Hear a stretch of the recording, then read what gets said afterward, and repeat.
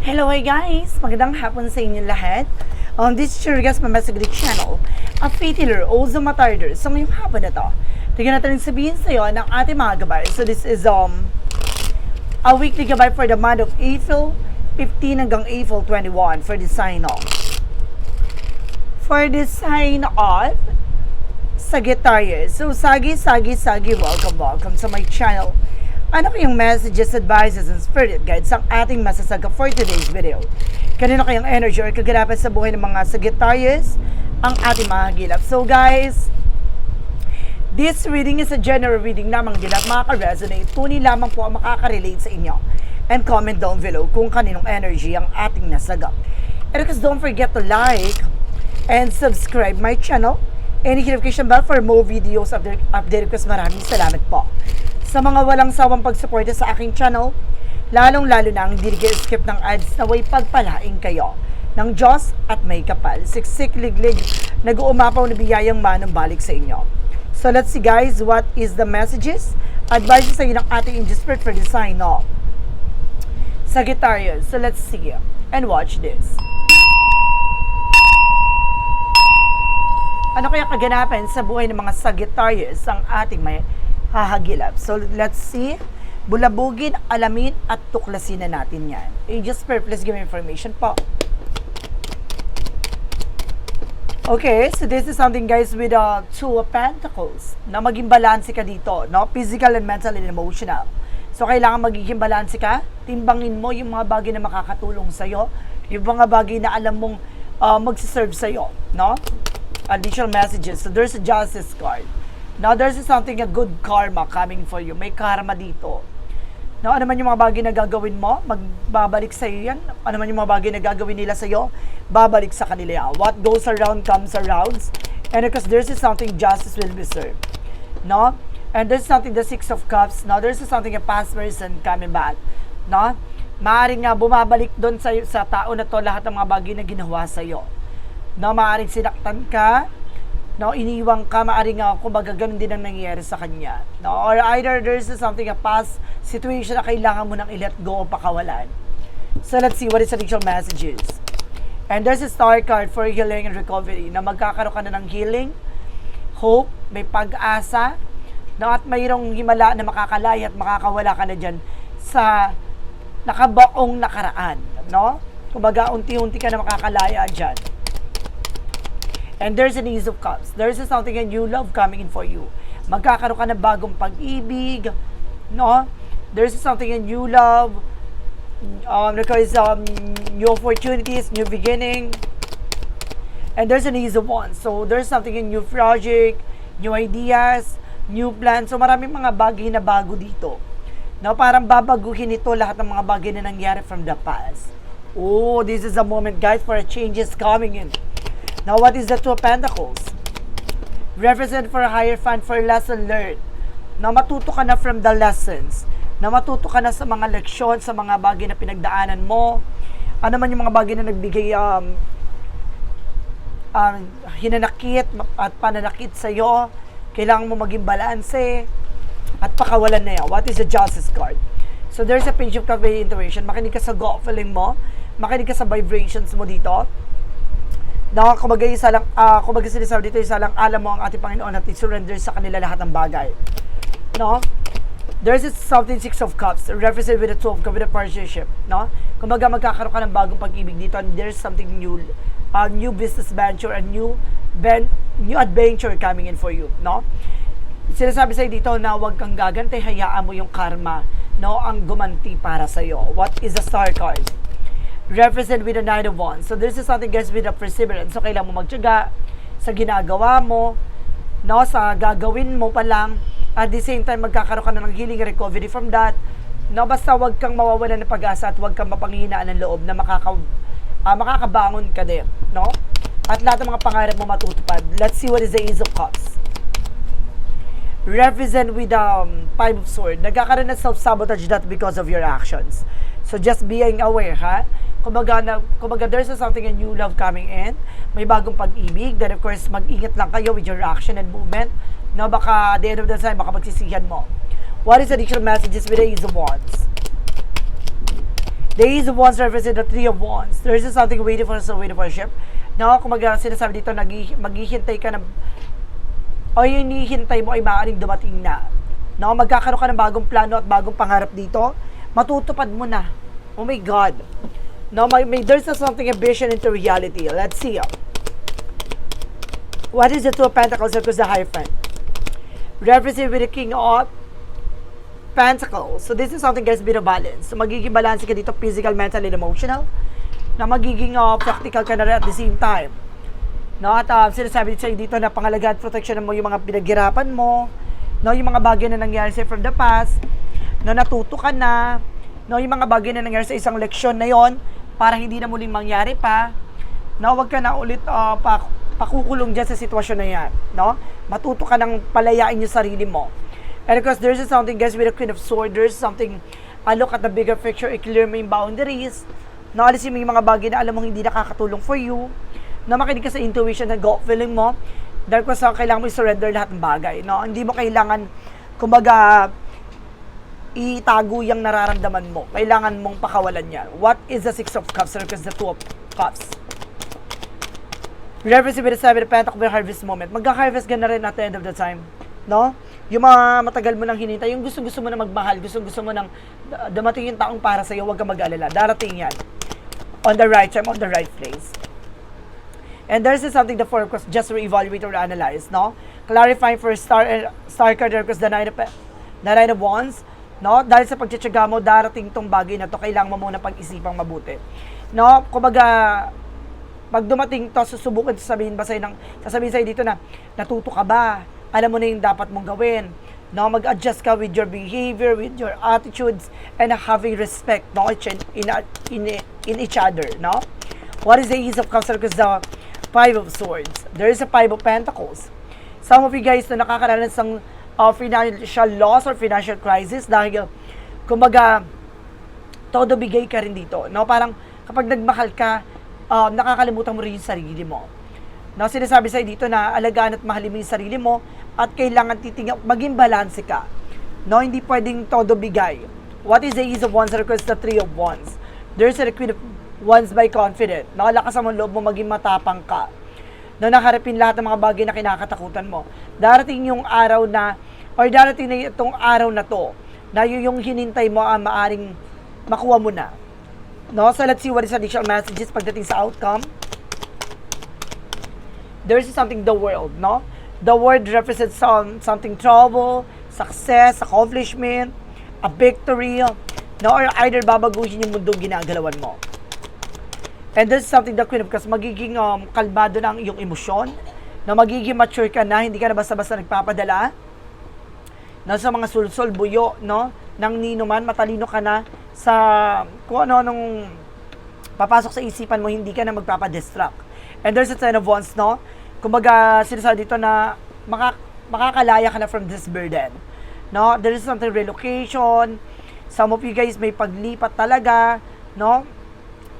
May pag-alis ka talaga dyan sa sitwasyon na yan. Talagang umalis ka na dyan na para talikuran na yung nakaraan. No? Harapin yung bagong simula. There's the Moon card for truth reveal. No? Napagtanto mo na hindi mo kailangang ikulong yung sarili mo dyan sa nakaraan na yan. There's something, the Moon card with the truth reveal. Na parang ngayon natutunan mo na lahat ng bagay. No, minahal mo na kung ano yung mga bagay na mayroon ka ngayon. And this is something, the Two of Swords, no?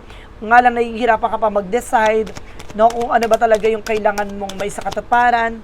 No, there's a King of Wands, something. Ngayon, sinasabi sa'yo dito na look at the bigger picture of yourself. No, magplano ka, magbuo ka ng pangarap mo. Ano ko sinasabi sa'yo dito na lahat ng mga bagay dito ay maaaring makamtan mo. Isa sa nagbibigay difficult sa utak at isip mo kasi nakakaranas ka financial crisis ngayon. No? Gipit ka ngayon or either nahihirapan ka ngayon sa sitwasyon mo kaya hindi ka pa makapag-proceed, no? Kaya nababalik-balik sa isip mo yung nakaraan. Kasi hindi ka nababaling sa ibang bagay. No? Kumaga, naka-standby ka, nakatuto ka lang dyan kaya hindi mo maibaling yung sarili mo sa ibang sitwasyon. So let's see. What is additional messages for finances and career? Finances and career represent what? So there's a magician. So this is something guys with a manifestation. May mga bagay na unti-unti mo na manifest. No, pagdating sa finances, magiging malakas, magiging maganda na takbo ng sitwasyon, no? Malakas ang charisma o malakas ang atake mo dito. Some of you, pwede ka mag-business. And of course, there's something, the full card for leap of faith, no? Manampalataya at magtiwala ka sa ating poong may kapal. Magtiwala ka sa sarili mo. So let's see, what is additional messages? No? And there's a Four of Pentacles for saving money, protection at pangalagaan mo yung pinaghirapan mo. No? Magplano ka na kung paano mo ito palalakasin, palalaguin, na pagyayabungin, and there's a High Priestess. Magkakaroon ng unexpected moment dito. Marami pang misteryo sa likod nito, pero unti-unti mo matutuklasan ang kahalagahan ng sarili mo at lahat ng mga bagay na pinaghirapan mo.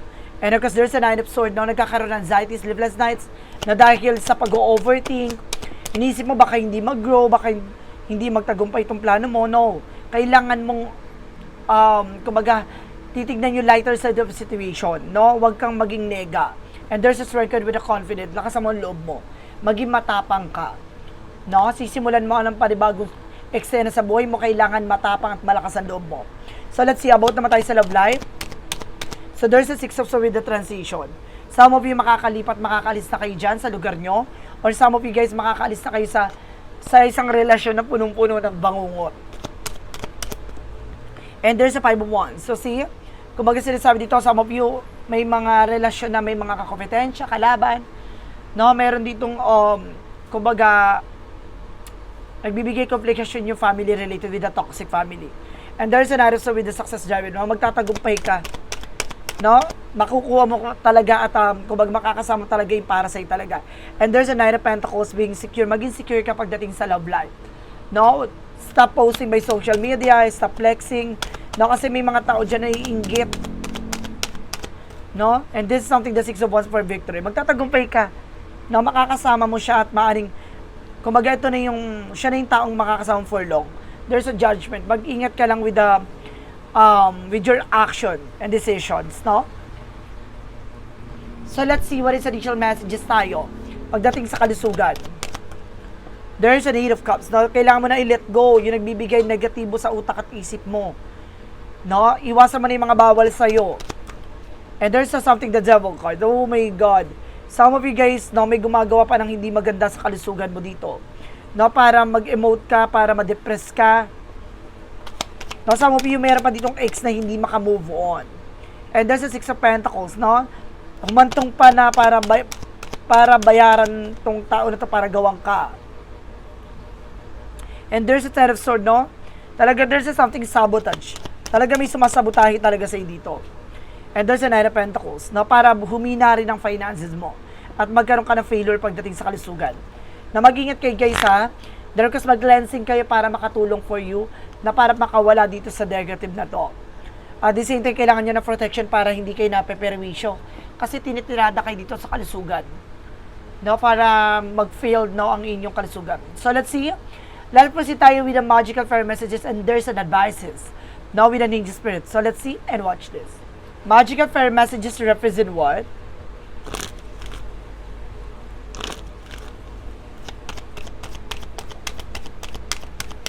And there's a winter. Now, ngayong winter season, maaaring masasagot na lahat ng katanungan mo.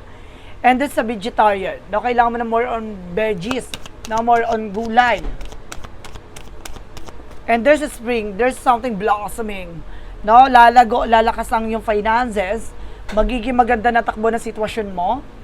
Magiging maganda na kapalaran mo.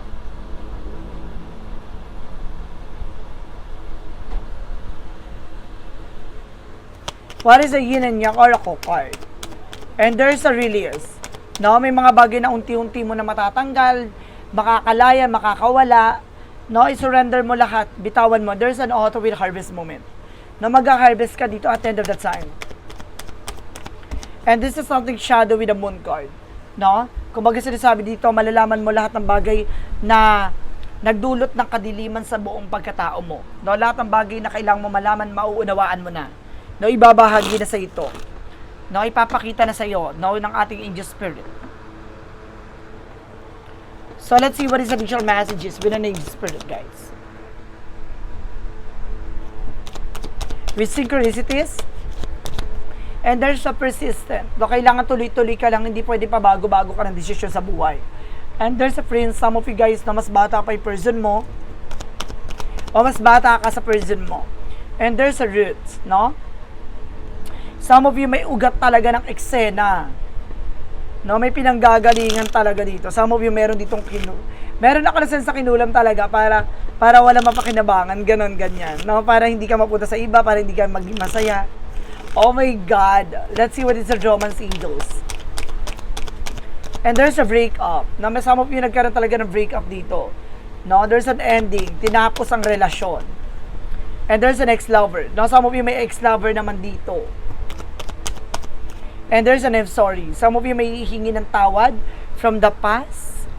So let's see what is the additional messages tayo with money matter represent what? With a money matter represent ano kayang eksena sa pagdating sa pagkakaperahan.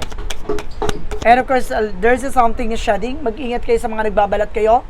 Mga hindi totoo sa pinapakita nila. No? And of course, there's something guys with spiritual work. Na some of you may spiritual talaga. You it's either you are light worker, you are manggagamot, no? Open your heart to spiritual career and kill the human heart. Some of you guys, no, meron talagang gumagawa ng hindi maganda sa'yo, or some of you, manggagamot ka na tumutulong with other people. Or some of you, nakakaranas ka ngayon ng something na hindi maganda. No? Ibig sabihin dito, binabalikan ka ng mga taong gumawa sa'yo. Let's see what is angel's number represent what. And there's a 10-10. It's up to you. Nasa sa'yo yan. It's time to put long cherries ideas into actions. You will soon come into contact with the appropriate individual, circumstances and resources. Eventually you will experience your joy as well as a brand new opportunities. Trust in the process. So kailangan mo magtiwala sa tamang proseso. No? Nasa sa'yo yan. Kung magmamadali ka, kung pag-aaralan mo, kung hihimay-himayin mo lahat ng nangyayari, no, matututunan mo lahat. Na maliliwanagan ka lahat. And because this is something guys with love myself. So kailangan mo mahalin yung sarili mo. No? Masyado ka kasi ditong kumbaga na torture din dahil sa mga nakarelasyon mo na talagang some of you iniwan pa nga sa ere, ginaslight, no? Ginosting. No, kaya ngayon, sinasabi na mahalin mo yung sarili mo. At sinasabi dito, I choose to see myself as a novel, be it and positive. My true wealth lies in my nature and limitless potential. I recognize that I am being of the light. And I allow myself to shine brightly, embracing the fullness of who I am, na pagtanggap sa sarili. So let's see what is the shadow works represent what. Anong ganap sa'yo with the shadow work?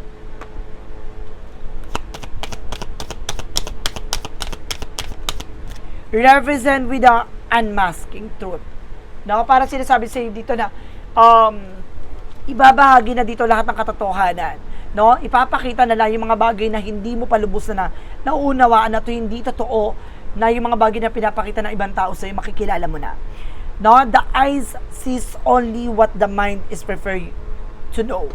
No, revelation. Marami kang bagay na malalaman, matutuklasan. Hindi man nila aminin pero iba yung pakiramdam na nararamdaman mo. There's a clarifying for love situation. Pagdating sa buhay pag-ibig, paano natin i-clarify itong eksena mo? And this is something hidden thorns, no? Look beyond the romance, discern true intention. No? Nakikita mo maganda. Pero deep inside, guys, napuno ng sakit at puno ng pinagdaanan. No, maraming hinanakit, maraming mga bagay na maraming mga bagay na nagsilbing sakit sa nakaraan. Kumbaga nakikita mo, pinapakita mo na magandang eksena mo, magandang sitwasyon mo, pero deep inside durug na durug ka na. No? And because this is something what lies beneath with the key of future. Ano yung mga bagay na mangyayari sa hinahanap mo? Let's see. And there's an envy. Some of you mayroong maraming inggitera. There's an insecure. One more card, please. And because this is something kicking to crowd, no? Some of you, no, kailangan mo nang alisin, and of course, kailangan mo nang tanggalin sa buhay mo, sa isip mo yan. No, kasi makukulong ka dyan sa lahat ng bagay na nangyari sa sa nakaraan. Kailangan mo nang bumangon at pakawalan ano man yung nangyari sa nakaraan mo na nagbigay hinanakit at panakit sa'yo. No, tulad ng tao na minsan nang iniwan ka at hindi na pinahalagahan yung pagmamahal na binigay mo. So let's see what is clarifying for life situation. Anong ganap mo dito pagdating sa buhay mo? And there's a breakthrough. Wow! No, magtatagumpay ka, navigate life many twists, and turn with an elegant and resilient. No, magtiyaga ka lang, magpatuloy ka lang sa ginagawa mo. Magtatagumpay ka dahil ang totoong laro ng buhay, no, hindi puro sakit, kundi may kaginawa ang taglay. No? And this is something, trust yourself. Kailangan mo lang magtiwala sa sarili mo. No? Magtiwala sa sarili mo na kaya mong gawin ito, na kaya mo lagpasan ito. Let your intuition be the compass that lead you through murky waters, no? Kung maghahayaan mong sarili mo ang magbigay ng informasyon, no? Ang intuitions mo ang magbigay ng paalala at babala kung paano mo pa malalagpasan at paano ka makakalaya dyan sa mundong punong-puno ng kaguluhan at kasinungalingan. So guys, let's see what is a yes or no, pick a card. Mag-isip na kayo na question nyo, guys. Then of course, nandito ang kasagutan sa lahat ng katanungan mo, okay? So let's see. Pick a card, yes or no. Umpisa na natin yung with the number 1. No? Ang mga kasagutan dito is 1, 2, 3. Pumili ka ng 1 or 2 or 3. Okay? Let's start na tayo with the number 1. Ito yung sagot sa tanong nyo. There's a yes. No, this is the real deal. Your effort bear fruit. No? Ibig sabihin dito, na tama, no? Yung gusto mo mangyari, yung ginagawa mo, tama yan. Na kailangan mo maging totoo sa sarili mo at gawin yung tama para mayroong magandang ibubunga ang sarili mo. Na magiging maganda ang sitwasyon, magiging magandang kalalabasan ito. Harapin mo yung katotohanan, no? At lahat ng mga bagay na pinaghirapan mo, magbubunga na yan. And of course, this is something, yes again, embrace new opportunities and fresh day begin, no? Tanggapin mo lahat ng mga oportunidad, yung posibilidad, at magkakaroon ka ng bagong simula at panibagong eksena. With the number 3, oh my God, there is a yes and there's a no, no? At sinasabi dito, guys, no, there's a no muna tayo. Cannot break the ice, chilly reception and bleak. Ibig sabihin dito, guys, no? Hindi mo na mababalik pa yung isang bagay na nasira at nabasag na. So, ibig sabihin dito, huwag mong pilitin na maibalik yung isang bagay na alam mong hindi na pwede. And because there's a yes, choose a path and proceed confidently. Na magpatuloy ka sa buhay, magpatuloy ka sa ginagawa mo, ng lakas, loob at tapang mo nga harapin lahat ng bagay. So guys, this is a weekly gabay for the month of April 15 hanggang April 21 for the sign of Sagittarius. So Sagi, maraming salamat for this wonderful reading. So once again, this reading is a general reading lamang, hindi lahat makaka-resonate. Kunin lamang po ang makaka-relate sa inyo, comment down below kung kaninong energy ang ating nasagap. And of course, don't forget to like and subscribe my channel and hit notification bell for more videos update ko. Maraming salamat po. Sa mga walang sawang pagsuporta sa aking channel, lalo-lalo nang hindi nag-skip ng ads, away pagpalain kayo ng Diyos at may kapal siksik liglig nag-uumapaw na biyayang manang balik sa inyo. At maraming salamat po. See you in the next video. Bye-bye and babush!